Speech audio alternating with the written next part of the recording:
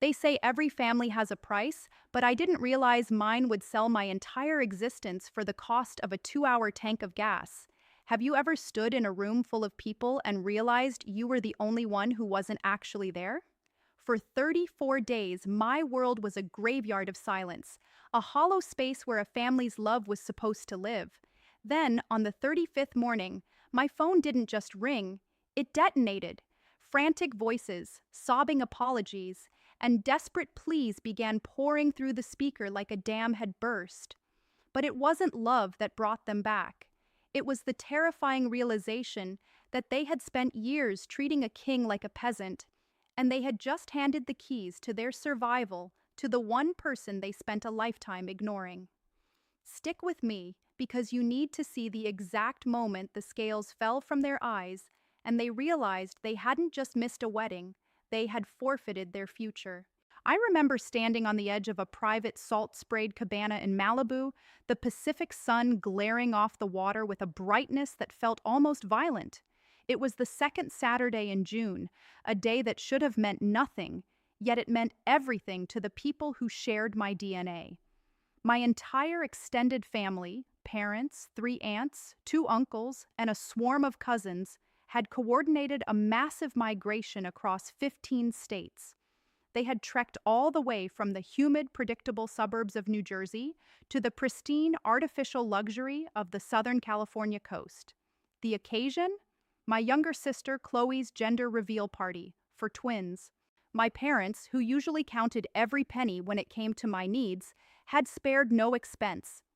They had funded first-class tickets for themselves, secured oceanfront suites that cost more per night than my first car, and hired an event planner who treated a pregnancy announcement like a coronation.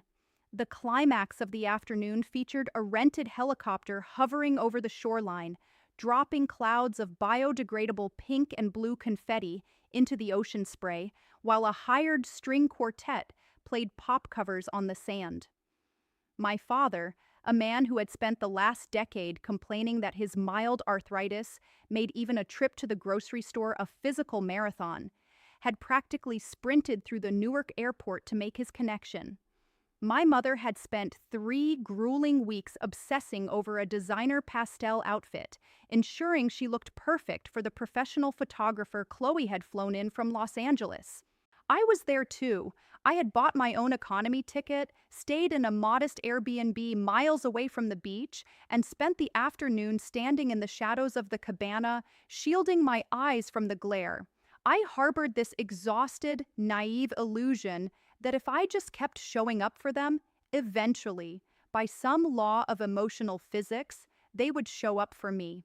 I watched my parents fawn over Chloe and her husband, Greg. Greg was a man whose manufactured charm was a thin veil over a towering, fragile arrogance. He spoke in buzzwords, constantly checking his reflection in his sunglasses, radiating a desperate need to be the most important person in every room. I saw the hierarchy of our family solidified in the sand that day. It wasn't a phase. It was a permanent, unalterable institution. Fast forward exactly 4 weeks and 2 days. The California sun was a distant memory. I was sitting in the bridal suite of a quiet, historic estate nestled deep in the Pocono Mountains of Pennsylvania. I was staring at my reflection in a heavy, gilded vanity mirror, watching the minutes tick by. My phone sat on the marble tabletop, dark and silent. No good luck texts. No I'm on my way calls. No frantic check-ins from bridesmaids or family members. It was my wedding day. The venue was a straight shot from my parents' front door in New Jersey. A 2-hour and 15-minute drive down the interstate. No flights required, no first-class tickets, just a simple trip through familiar terrain. And yet, as I looked out the window at the terrace below, the 50 white wooden chairs arranged on the left side of the aisle, the chairs designated for my family, were completely, hauntingly empty. 3 days prior, the final blow had been delivered. My mother had called me, her voice carrying that specific, practiced tone of superficial regret, the kind people use when they've already forgiven themselves for a crime they haven't even finished committing. "Elena, sweetheart, we just can't make the trip," she had said, her voice airy and unbothered. Your father's back is acting up terribly. After all that exhausting travel to California last month, we are just entirely drained. It's simply too taxing for us. I remember the silence that followed. I had quietly pointed out the staggering hypocrisy. I asked how a 3,000-mile flight for a party about unborn children was manageable, but a 2-hour drive to watch their eldest daughter commit her life to another human being was an insurmountable physical hardship. She didn't even pause. She sighed heavily, the sound of a martyr being inconvenienced by a selfish child. "Please don't be difficult, Elena," she reprimanded. "Chloe's pregnancy is high risk. We needed to be there to support her. A wedding is just a party, really. We'll send a nice gift, but you shouldn't be so selfish as to demand we put your father's health at risk for a car ride." By the end of that afternoon, the rest of the family had followed suit with suspiciously synchronized excuses. A sudden summer cold, a scheduling conflict with a local golf tournament, vague mentions of car trouble. It was a collective, unspoken agreement. My life did not warrant their effort. They had always viewed me as the pragmatic, unremarkable one. I was the sibling who didn't demand attention, who didn't throw tantrums, and therefore, I was the one who didn't require appeasement. When I had introduced them to David, my fiancé, their dismissal was instantaneous. David is a quiet man. He is meticulously observant, dresses in unbranded earth tones, and at the time drove a 5-year-old sedan that he kept spotless. To my family, he was a mundane administrative worker. They saw a man who didn't brag, who didn't wear a flashy watch, and they assumed he was as unremarkable as they thought I was. They asked him no questions. They showed no interest in his history. They patronized him with the same condescending politeness they reserved for waiters. I never corrected them. Neither did David. We both understood that their lack of curiosity was a symptom of a much deeper self-absorption. Does it ever amaze you how much people miss when they're only looking for a reflection of their own ego? I didn't cry in the bridal suite that morning. I didn't throw my phone. The grief had been processed 1,000 times over the course of my childhood, like water wearing down a stone until it's smooth and cold. What was left was a profound, crystalline clarity. I realized that trying to extract unconditional love from people who view affection as a currency is a fool's errand. I smoothed the lace of my dress, picked up my bouquet of white ranunculus, and walked out of that room.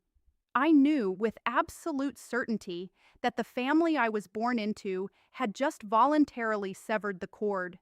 They had no idea they had just made the biggest financial and emotional miscalculation of their lives. The ceremony was held under a canopy of ancient willow trees.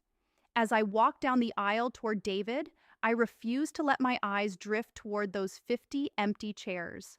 I focused entirely on the warmth in his eyes, a steady, unwavering presence. Our friends were there. Our mentors were there. The people who actually valued our souls were there. The wedding was beautiful, intimate, and entirely devoid of the performative anxiety that followed my sister like a cloud of cheap perfume. But here is what my family failed to understand, trapped in their own arrogant ignorance. The unassuming man waiting for me at the altar was not a mid-level drone. David is the founder and principal managing partner of Horizon Ventures, one of the most aggressive and highly capitalized technology investment firms on the entire East Coast. His personal net worth makes my parents' suburban posturing look like a lemonade stand. He wields a level of absolute, decisive authority in the corporate sector that men like Greg spend their entire lives desperately trying to touch. The budget-friendly park my mother had mocked when I sent the address, that was David's private estate, a 70-acre sanctuary of rolling hills and private lakes that he maintained with quiet pride. We had kept our financial reality a secret from my family, not to be deceptive, but as a necessary boundary of self-preservation. I knew how they operated. If they had known David's power, their absence would have turned into a suffocating, obsessive campaign to leverage his wealth. They would have paraded him at their country clubs and pressured us to fund every emergency and lifestyle upgrade they felt entitled to. More importantly, I knew a secret they didn't. I knew that Greg's tech startup, the one he bragged about at every Thanksgiving, was a hollow shell. It was bleeding capital at an unsustainable rate. Greg was desperate for a Series B funding injection to avoid total bankruptcy and public humiliation. For 18 months, Greg had been obsessively trying to secure a pitch meeting with the executive team at Horizon Ventures. He had complained for hours about the impenetrable wall of gatekeepers, preventing him from reaching the firm's legendary CEO, a man whose face was rarely photographed, a man who preferred to operate in the shadows. My family had spent countless dinners lamenting Greg's bad luck, completely oblivious to the fact that the man they were trying to reach was sitting at the end of their table, eating a bread roll and listening to them insult his fiance's career choices. Loneliness makes dangerous choices feel reasonable, but silence makes the truth feel inevitable. As David slipped the platinum band onto my finger and the officiant pronounced us husband and wife, I felt a weight lift. It was the final snap of an emotional chain. The reception was a masterpiece: vintage champagne, a canopy of stars, and genuine joy. Late that evening, as we stood on the stone terrace overlooking our lake, David asked if I was okay with the empty chairs. I leaned back into him and told him the truth. Their absence was the greatest wedding gift they could have given me. It killed the last of my guilt. I had spent my life trying to contort myself into a shape they would love. I had minimized my achievements so I wouldn't overshadow Chloe. I had endured their cruelties in the hope that biology would eventually mandate affection. But by refusing to drive 2 hours for me, they had drawn a line in the sand. I was happy to stay on my side of it forever. I knew the collision course between their arrogance and David's authority was now locked in. It was ticking down like a metronome. Exactly 34 days after our wedding, the facade of my sister's perfect life hit a wall of concrete reality. Greg had finally, miraculously, secured his pitch meeting at Horizon Ventures. According to David's clinical account, Greg swaggered into the glass-walled boardroom on the 40th floor of the Manhattan headquarters. He was wearing a bespoke suit he couldn't afford, flanked by two nervous associates. He was prepared to deliver the presentation of a lifetime. He spent 10 minutes confidently setting up his slides, attempting to charm the senior partners. He was completely oblivious to the man sitting at the head of the mahogany table, reviewing financial disclosures with an expression of mild boredom. When David finally closed the folder, steepled his fingers, and looked up, the color drained from Greg's face so fast that a partner almost called a doctor. Greg looked like he was having a stroke.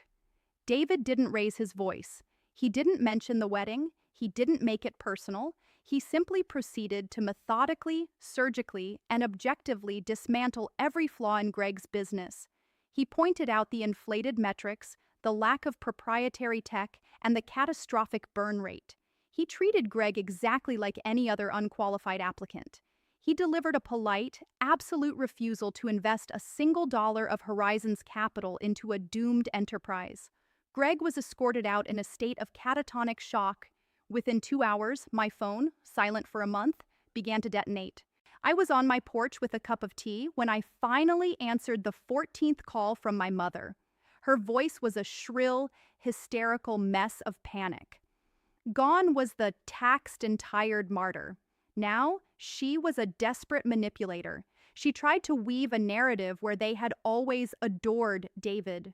She claimed there was a terrible misunderstanding about the wedding. She told me that as a loyal daughter, I had to intervene.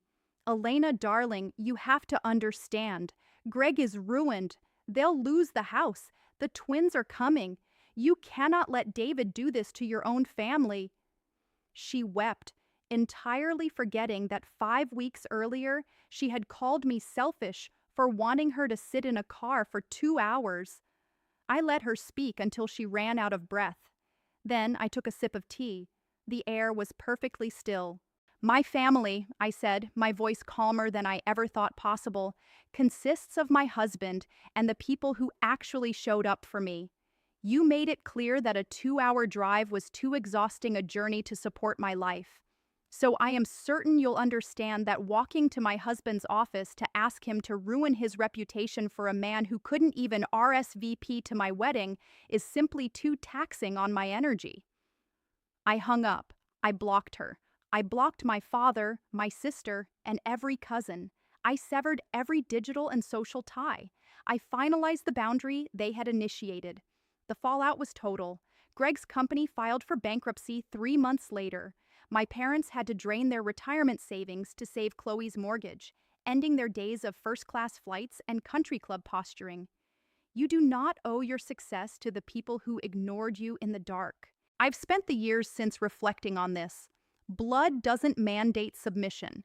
A shared last name isn't an anchor you have to carry while you drown. When people show you that their love is transactional, believe them the first time. Stop auditioning for a role they never intended to cast you in. Your greatest revenge isn't a shout or a fight, it is absolute, unbothered peace. It's the ability to sit on your porch, drink your tea, and watch the sunset over a life they will never, ever be a part of. If this story resonated with you, if you've ever felt like the unremarkable one, remember your worth is not defined by their lack of sight. Like and subscribe if you're ready to build your own castle in the light and leave the shadows behind.